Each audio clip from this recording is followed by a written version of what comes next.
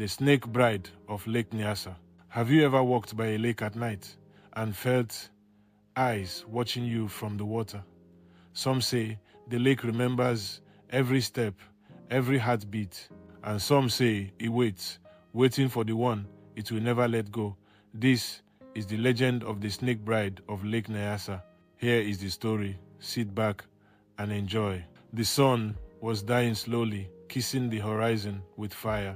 Gold and crimson bled into the waters of Lake Nyasa, and mist curled around the reeds like ghostly fingers reaching for secrets.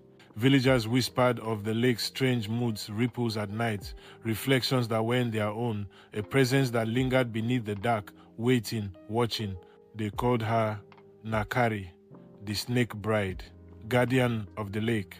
Neither fully human nor fully beast, her beauty was legendary, but her danger terrifying. Zara walked along the lakeshore, bare feet sinking into damp sand, shells crunching underfoot. She loved the quiet here, the kind of quiet that let her think, that let her breathe, far from gossiping neighbors, far from the hum of the village. And then she heard it. Beautiful evening, isn't it? The voice startled her. Her heart skipped. She turned.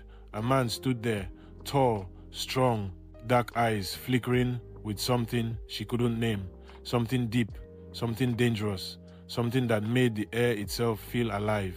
Yes, it is, she whispered, clutching her basket. Peaceful here. I am Kahari, he said, his voice smooth, flowing like water over stones. May I walk with you? Her instinct screamed, her mind hesitated, and yet his eyes, molten with the fire of sunset, made her nod. They walked, sand cool beneath their feet, water lapping gently beside them. They spoke of stars, of dreams, of things that mattered, and things that didn't, laughter threading between them like silk. And then his voice dropped, soft, low, trembling like water in a cave. Zara, I must tell you something. I am not like other men. Zara froze, sand slipping beneath her feet. What do you mean? Kahari knelt at the water's edge. Moonlight struck his skin, and then it shimmered differently. Before her eyes, a long, glistening snake coiled around his shoulders, scales black as onyx, eyes molten gold, pulsing faintly in the silver moonlight. I am the guardian of this lake, he whispered. I walk among humans, but only at night. I have watched you, and I have chosen you. Zara's chest tightened. You're a snake? Yes, he said softly, but fear me not.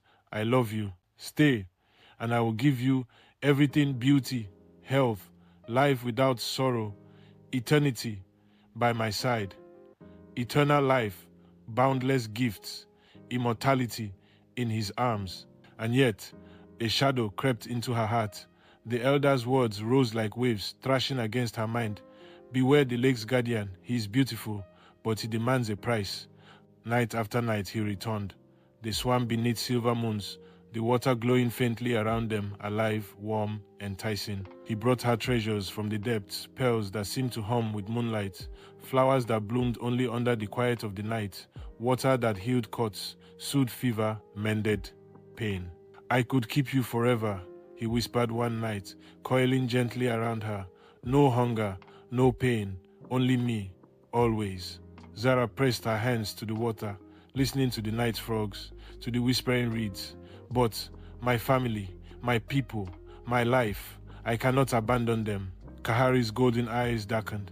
Then, he said, voice low and dangerous, you will bear my mark, whether you wish it or not. The lake roared, mist twisted into clouds of silver and black. The moon vanished behind the curtain of night. Kahari's human form melted completely. Only the serpent remained sinuous, terrifying, impossibly majestic. You refused me, he hissed, so you shall carry me always. Zara ran, feet bleeding from sand and stone, lungs burning, the world a blur of pink dawn and silver mist. By the time she reached the village, the sun was rising, touching rooftops with gentle light. She was free but not untouched. Her hair shimmered unnaturally. Her eyes reflected the lake's deepest, darkest waters. And in the quietest moments, when the world slept, she heard it, a hiss, a whisper, Zara, come back. She was alive, but part of her always belonged to the lake. Some say Zara walked among humans, but the lake haunted her steps. Waters shimmered differently wherever she passed. Villagers whispered, "Love offered by spirits is never without cost. Beauty, wealth, eternity may be gifts, but freedom, choice, these are worth far more than all the treasures in the world." And if you wander Lake Nyasa under a full moon and the water ripples when no wind stirs, listen carefully. You might hear it, a hiss, a whisper, a name, a love, a curse. The snake bride is still waiting. The snake bride may vanish into the lake tonight, but her legend will live on in whispers and ripples. Join us again on Folktales of Many Tribes, where every story is a world waiting to be told.